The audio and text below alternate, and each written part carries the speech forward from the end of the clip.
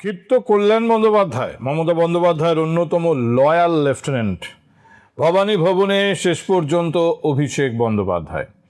দেখুন, এ নিয়ে কথা বলার সময় আমার ধারণা আগামীতেও থাকবে, কারণ পরিস্থিতি কোন দিকে যায়, অবস্থা ঠিক কী দাঁড়ায়, আগেই বলেছি আপনাদের। সমস্যা হচ্ছে যে কোনো কিছু নিয়ে মন্তব্য করার ঘন্টা দুয়েকের মধ্যেই দেখা যাবে পরিস্থিতি আমূল বদলে গিয়েছে। তবে আরেকটি গুরুত্বপূর্ণ বিষয় যা মাঝে মাঝেই এই সমস্ত আলোচনার আড়ালে চাপা পড়ে যাচ্ছে, কিন্তু যেটা খুবই গুরুত্বপূর্ণ, আপনাদের সামনে একদিন আমি এর মধ্যে বিষয়টা রেখেছিলাম।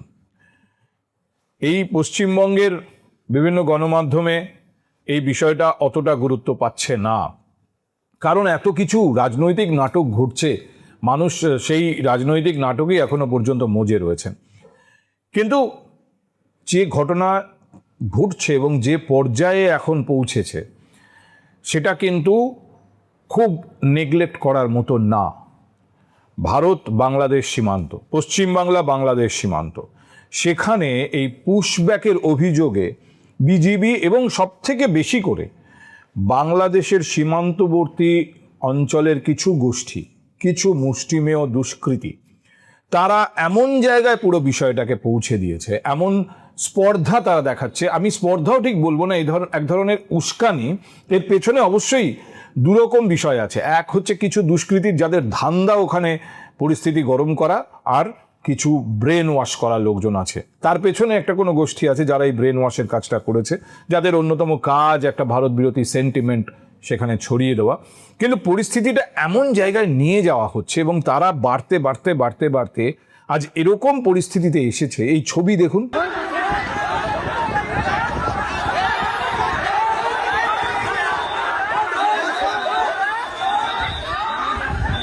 ছবি দেখলেই কিছুটা আন্দাজ করতে পারবেন ভারতীয় ভূখণ্ডে ঢুকে আসছে তারা।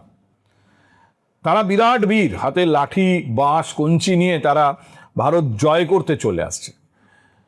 এটার মারাত্মক পরিণতি হতে পারে, এবং সেই মারাত্মক পরিণতি হলে তার দায় কিন্তু আর যাই হোক বাংলাদেশ সরকার ভারতের ওপর, ভারতের সীমান্তরক্ষী বাহিনীর ওপর হয়তো চাপাতে পারবে না। সেই প্রসঙ্গে পুরোপুরি বিস্তারিত যাওয়ার আগে আমি আপনাদের একবার ব্যাখ্যা করেছিলাম এটা কেন হচ্ছে, কারা এরা, কি চায় এরা। মূল চাহিদা কিন্তু একটাই, যে সমস্ত অরক্ষিত সীমান্ত আছে, যেখানে নতুন করে আবার কাঁটাতারের বেড়া দেওয়ার ব্যাপারে পদক্ষেপ করা হয়েছে, পশ্চিমবঙ্গের নতুন সরকার জমি দিয়ে দিয়েছে, বিএসএফ মাপামাপি শুরু করে দিয়েছে, এরা তৎপর হয়ে উঠেছে ওই বেড়া যাতে না তৈরি হয়। কারণ এদের গোটা অর্থনীতিটাই দাঁড়িয়ে আছে ভারতের থেকে চোরাচালানের ওপরে, নানা রকম চোরাচালান। ঠিক আছে, আমি এই প্রসঙ্গে আসছি, কিন্তু এই যে একটা ব্রেন ওয়াশ হয়েছে না ওই অঞ্চলের মানুষের ওপরে, যে ভারত থেকে জোর করে অবৈধভাবে পুশিং করা হচ্ছে, এবং তারা ভারতীয় নাগরিক, ভারতের নাগরিক নাকি ভারত জোর করে বাংলাদেশে ঢুকিয়ে দিচ্ছে। এই যে একটা অদ্ভুত ব্রেন ওয়াশ, এবং এর সঙ্গে ভারত বিরোধী নানা অন্যান্য ব্রেন ওয়াশগুলো আছে। সব থেকে বেশি আতান্তরে পড়েছেন ওই দেশের মানুষ। ওই দেশের মানুষ সীমান্তবর্তী অঞ্চলে যদি কোনো অচেনা লোককে কেউ দেখলো, তো মুহূর্তের মধ্যে তাকে ভারত থেকে ঠেলে দেওয়া হয়েছে, আসলে ভারতীয় বলে তাকে যেভাবে তার প্রতি ব্যবহার করা হচ্ছে না, যে অমানবিক পরিস্থিতির মধ্যে তাকে ফেলে দেওয়া হচ্ছে, বেশিরভাগ ক্ষেত্রে বৃদ্ধ, অসহায়, যারা কথা বলতে পারেন না সেভাবে, তারা এরকম বিপাকে পড়ছেন।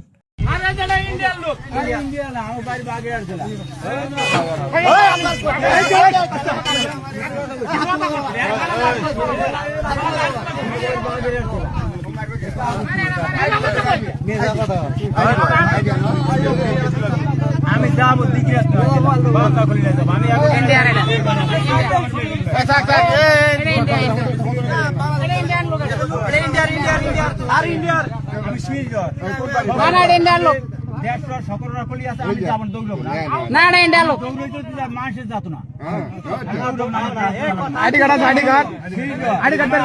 আমার কাছে নাই। আমি বাংলার লোক নয়, শুনে দেন।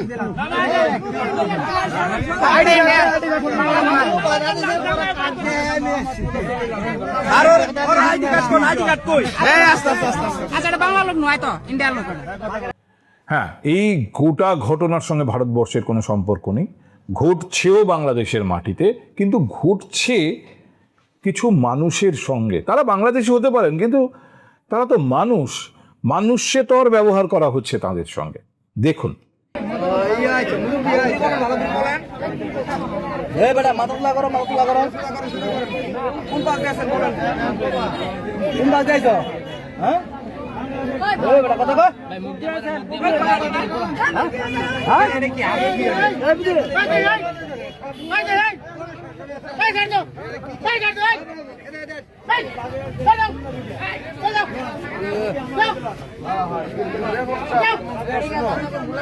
আমি কবিরাজ আনেন কথা কবিরাজ।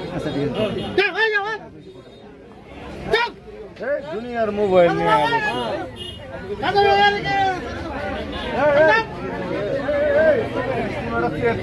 থাকলে বসতে দিলে ভাই একটা থাকলে বললে ভালো লাগবে, কারণ ওই যে চাপে পাবলিকের চাপে আছে। বাংলা জানে? হ্যাঁ বাংলাতে বলতেছে। বাংলা কথা বলছেন? আপনি এই দেশে কেন আসছেন? আমি দিঘি আসতে জেলা যাবো, বান্দা খুলে নিয়ে যাবো এই জন্য। আপনি জানেন না যে সীমান্তবর্তী এলাকায় যে উত্তেজনা সৃষ্টি হয়েছে, তারপর আপনি কেন আসলেন? এই কথা আমি কইছি না, এই কথা সকল কবিরাজ আছে আমার লাগে কই কি হবে। আমি আচ্ছা আপনি কি ইন্ডিয়া থেকে আসেন না বাগেরহাট? না না, আমি বাগেরহাট থেকে আইছি, আমি ইন্ডিয়া থেকে আইনি। অসহায় বৃদ্ধ কিভাবে নিগৃহীত হচ্ছেন, এই সমস্ত সীমান্ত অঞ্চলে এমনভাবে সাধারণ মানুষের ব্রেন ওয়াশ করা হয়েছে যে বাংলাদেশের সীমান্তরক্ষী বাহিনী যেটা বিজিবি, সেই বিজিবির থেকে সাধারণ মানুষ অনেক বেশি সীমান্ত রক্ষার দায়িত্ব নিয়ে ফেলে তাদের নিজের দেশের অসহায় গরিব মানুষের সঙ্গে তারা এই রকম ব্যবহার করছেন। এমনিতেই বাংলাদেশে এখনো মধ্যযুগীয় বেশ কিছু বিষয় রয়ে গিয়েছে এবং সেগুলো ওখানে সাধারণ ব্যাপার। মবক্রেসি বাংলাদেশে খুবই সাধারণ একটা ব্যাপার, কিন্তু একজন মানুষ, গোটা ছবিটা ইন্টারনেটে আছে এবং এগুলো মূলত বাংলাদেশের বিভিন্ন সংবাদ মাধ্যমের সোর্স থেকেই আমার হাতে আসছে। দেখুন, একজন বৃদ্ধ, তাকে তিনি বাংলাদেশের লোক বলা সত্ত্বেও জোর করে প্রমাণ করার চেষ্টা হচ্ছে তিনি ভারত থেকে ঢুকেছেন। ভারতের নোম্যান্স ল্যান্ডে নিয়ে চলে আসা হয়েছে, সেখানে বিএসএফ এর অফিসার পৌঁছেছেন। তারা বলছেন যে ভাই উনি তো বাংলাদেশি বলেই দাবি করছেন, এরকমভাবে আমাদের এদিকে ঢুকিয়ে দেবেন না। সেই বৃদ্ধকে জোর করে বাংলাদেশ থেকে ভারতের দিকে ঠেলে দেওয়া হচ্ছে। দেখুন ছবি।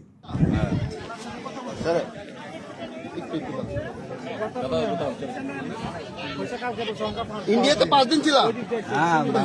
বাংলাদেশে 5 দিন ছিলা? তোমার বাড়ি তো বাংলাদেশে? বাড়ি বাংলাদেশে, তো বাংলাদেশি বলেগা। তা তুমি 5 দিন বাংলাদেশে ছিলা মানে? তোমার বাড়ি তো বাংলাদেশে।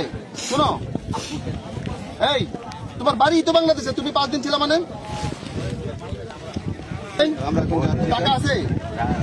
টাকাও নাই? सर आप सर आपने जाने दो, हम इधर नहीं आने देगा और हाई लेवल की मीटिंग होगा, आप लोग जो कुछ তাহলে আমরাও যেতে দেবো না যদি আপনারা রাজনীতিতে জানিয়ে যান, ঠিক আছে? কেননা এই যা বললো পুরো বাংলাদেশ। चलिए তাহলে ঠিক আছে, তাহলে আমরা कल हाई लेवल मीटिंग होगा तो चलिए।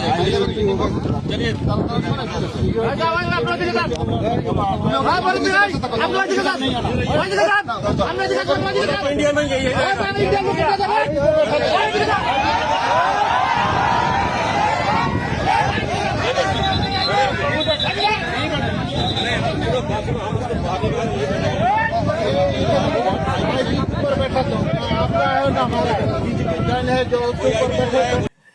এই যে অসহায় বৃদ্ধ, এই বৃদ্ধের পরিচয় কিন্তু পরবর্তীতে পাওয়া গেছে। ইন্টারেস্টিং হচ্ছে, এর পরিচয় বাংলাদেশ সংবাদ মাধ্যমেই প্রকাশিত হয়েছে। এর অপরাধ কি? তিনি কোনোভাবে সীমান্ত অঞ্চলে এসেছিলেন, কিন্তু তার বাড়ি বাংলাদেশের, তার পরিচয় পাওয়া গেছে।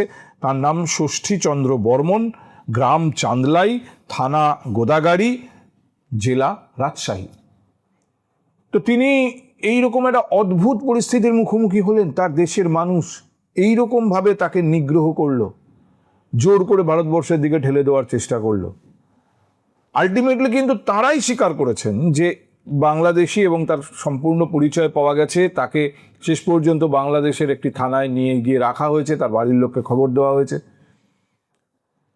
অচেনা কোনো মানুষকে ওই অঞ্চলে দেখলেই তাদেরকে ভারত থেকে ঢেলে দেওয়া হয়েছে বলে যেভাবে ওখানকার মানুষকে খেপিয়ে তোলা হয়েছে, এ মানে অমার্জনীয় একটা আন্তর্জাতিক অপরাধ হচ্ছে ওখানে।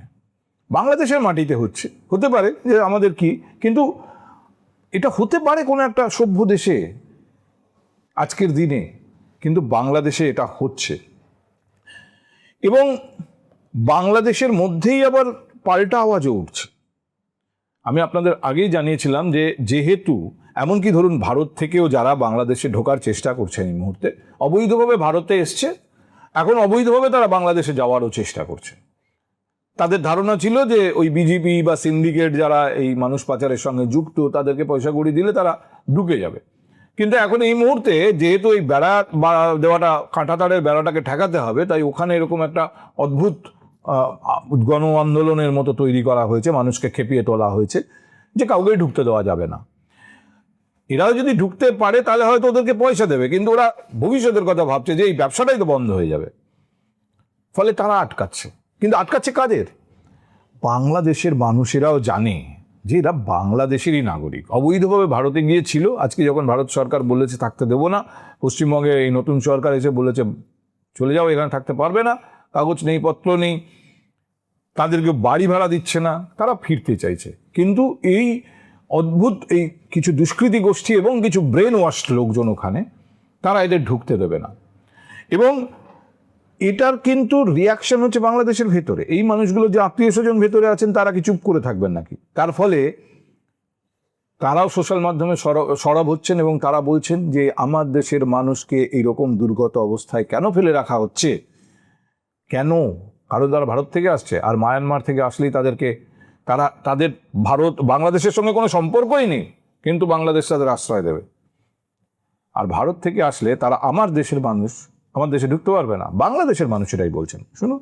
আমরা 15 লাখ রোহিঙ্গা বাংলাদেশে ঢুকতে দিতে পারি, তাদেরকে থাকার জায়গা দিতে পারি, কিন্তু দিন শেষে নিজের দেশের মানুষ নিজের ঘরের মাটিতে ফিরবে, তারপরও তাদেরকে ঢুকতে দিচ্ছি না।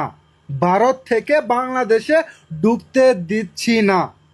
চিন্তা করে দেখেছেন একবার?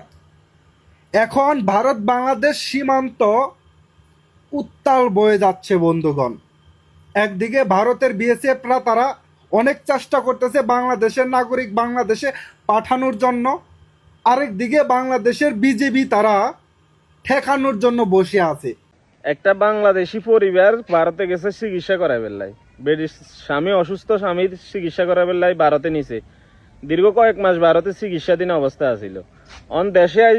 দেশে আসবে লাইদেন না, বিজেপি বিএসএফ ওই পাশে তুন ফাড়াই সাইডে বিজেপি রিসিভ করেন না, কজে না এটা অবৈধ পুশিং হয়ে গেছে, এটা বাংলাদেশি ন। তাদের কাছে তথ্য প্রমাণ, তারা পূর্বপুরুষ সত্ত্বে সবকিছু সত্ত্বে তারা বাংলাদেশি, কিন্তু বিজেপি এটা মানতে নারাজ, কারণ এটা ভারতের তুনাইয়ের। আজ যদি মিয়ানমারের তুনাইতো তো মানুষের আসমান কাঁপতো, জমিন কাঁপতো, মানে ব্যাগ কিছু কাফাকাফি শুরু হয়ে যেত। 10 থেকে 15 লাখ রোহিঙ্গার জায়গা বাংলাদেশে হয়েছে, কিন্তু বাংলাদেশের স্থানীয় মানুষের জায়গা মাত্র একটা পরিবারের জায়গা বাংলাদেশে অন্যা। কিন্তু তারপরেও এই অদ্ভুত মবক্রেসি চলছে, একটি ভারত বিরোধী গোষ্ঠী এতে মদত দিচ্ছে।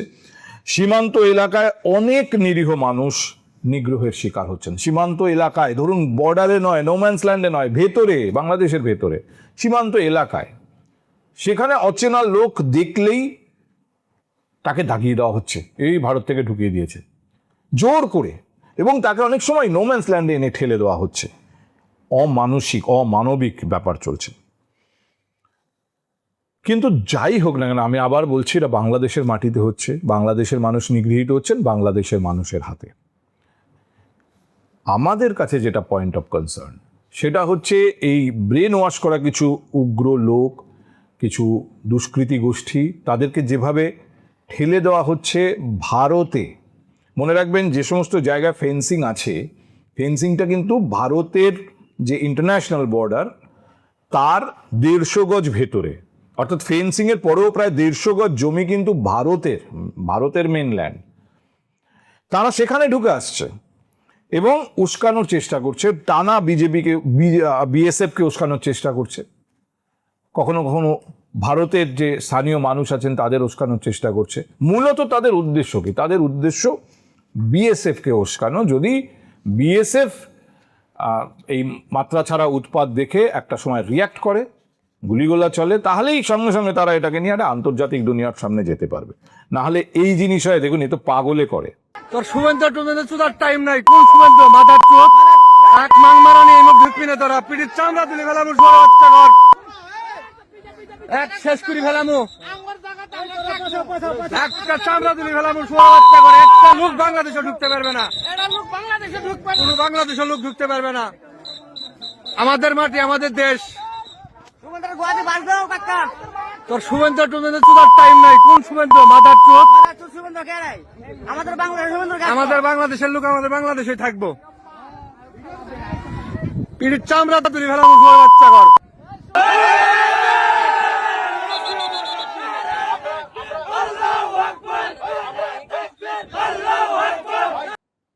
নিঃসন্দেহে এর মুখ্য উদ্দেশ্য তার কাটার বেড়া যাতে না দেওয়া যায় অরক্ষিত জায়গাগুলোতে, আর যেখানে আছে সেখানেও এই ধরনের জিনিস হচ্ছে। মূলত এই তার কাটার বেড়া যদি সেখানে কোনোভাবে ওটাকে ভাঙা যায়, নষ্ট করা যায়, অন্তত তার একটা অংশ।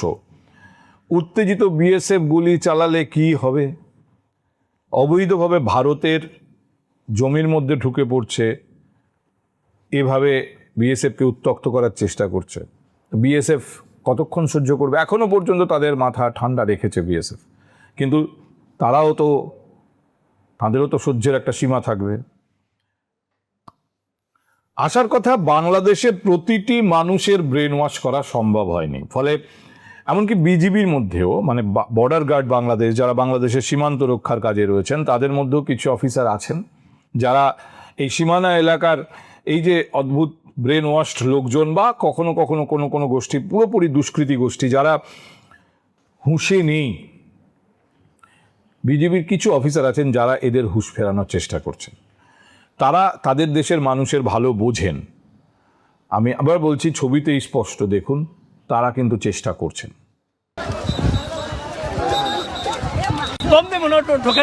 সবাই ইন্ডিয়ান বাহিনী থেকে সীমানা যায়, সীমানায় কেউ বর্ডার অতিক্রম করবেন না, কেউ বর্ডার অতিক্রম করবেন না, আইন নিজের হাতে তুলে নেবেন না,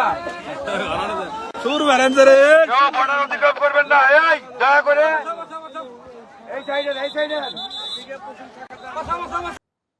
এমনকি ভারত যে কাঁটাতারের বেড়া দিতে চেয়েছে, যেখানে যেখানে এখনো দেওয়া যায়নি সেখানে সেখানে দিতে চেয়েছে, এই বিষয়টাকেও যে এইভাবে ঠেকানো যাবে না, এবং এই ঠেকাতে চাওয়াটা বা চেষ্টা করাটা যে মূর্খামি, বাংলাদেশের কিছু বিশিষ্ট মানুষ যাদের ব্রেন ওইভাবে ওয়াশড হয়নি এখনো, তারা তো বোঝেন। তার ফলে ঢাকায় টেলিভিশন স্টুডিওয়ে, টক শোয়েও কিছু মানুষ কিন্তু মানুষকে, মানে দেশের মানুষকে বোঝানোর চেষ্টা করছেন যে এইভাবে হয় না।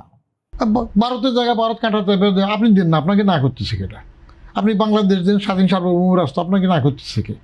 কারণ যেহেতু লিগ্যাল পোর্ট আছে, লিগ্যাল ট্রেনের ব্যবস্থা আছে, বাসের ব্যবস্থা আছে, এয়ারপোর্ট আছে, আপনি পাসপোর্টের মাধ্যমে তো দুই দেশের সম্পর্কে যাতায়াতের সব ব্যবস্থা আছে। অতএব মাকে সীমান্ত সে তার জায়গায় বেড়া দিলে আপনার সুবিধা কী? আপনিও দেন না, আপনারটা দেন। যেমন এই যে গঙ্গা প্রজেক্ট নিয়ে কথাবার্তা উঠতেছে, আমরা বহু আগে সে পাকিস্তান আমরা শুনছি, ওই যে ভারত তার সুবিধা হইলে পানি ফুট করে সব সাইডে দিয়ে আমরা বাইসা যাই, আবার যখন তার পানির দরকারে সব আটকায় রেখে আমরা শুকাই যাই। কেমন?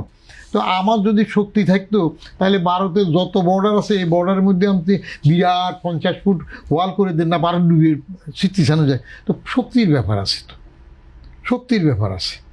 তার জায়গায় সে যখন বলছে কাঁটা তারের বেড়া দেবে, কারণ তারা চিন্তা করতেছে কাঁটা তারের বেড়া দিয়ে যদি এটা রেস্ট্রিক্ট করে, তারা নিশ্চয়ই কস্ট বেনিফিট অ্যানালাইসিস করে দেখেছে তাদের হয়তো লাভ বেশি হবে, সেজন্য তারা সিদ্ধান্তে যাবে। আমরা হয়তো একটু লুজার হয়ে যাব, কারণ ছোট্ট করে যদি একটু কিছু চোরাচালান নিয়ে আসলে লাভ হয়তো, সেটা হয়তো আমরা সেভাবে পারবো না।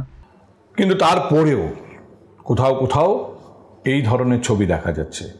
ভারতের মতো একটা এত বড় দেশ, তার আন্তর্জাতিক সীমানা, সেখানে এসে এই ধরনের ছেলে খেলা, আমি ছেলে খেলাই বলবো, কোনো মানে বোধ সম্পন্ন মানুষ এই জিনিস করে না।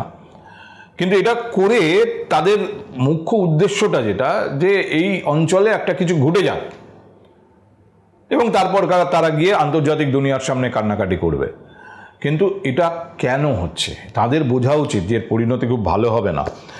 বাংলাদেশ সরকারের এবং অবশ্যই এই যারা সীমান্তরক্ষী বাহিনীর মধ্যে যাদের যে সমস্ত অফিসারের এখনো পর্যন্ত মস্তিষ্ক প্রক্ষালিত হয়নি, মানে প্রক্ষালক যন্ত্রের ভেতর দিয়ে যায়নি, তারা যত দ্রুত সম্ভব এই ব্যাপারটাকে নিয়ন্ত্রণ করুন, আমরা এটা চাই। এবং এটা যদি তারা করেন তাহলে অবশ্যই আস্তে আস্তে আস্তে আস্তে এই উত্তেজনা কমে যাবে। কিন্তু যদি তারা না করেন আর যদি এই জিনিস চলতে থাকে, এরপরে ভারতের সীমান্তরক্ষী বাহিনী তারা যদি প্রয়োজনীয় ব্যবস্থা নিতে শুরু করেন, তার ফল তো ভালো হবে না। রোগ যদি খুব বেশি বেড়ে যায় তখন ওষুধ দিতে হয়, আর এই ক্ষেত্রে খুব মিষ্টি ওষুধ তো নিশ্চয়ই প্রয়োগ করা হবে না, যথেষ্ট তেতো হবে সেই ওষুধ। ফলে ওষুধ দেওয়ার পর্যায়ে যাওয়ার আগেই যদি বাংলাদেশ সরকার এবং বাংলাদেশের যে সমস্ত মানুষের এখনো পর্যন্ত মস্তিষ্ক সেভাবে প্রক্ষালিত হয়নি, যারা হুঁশে আছেন, তারা এটাকে নিয়ন্ত্রণে আনুন, আমরা এটাই চাই।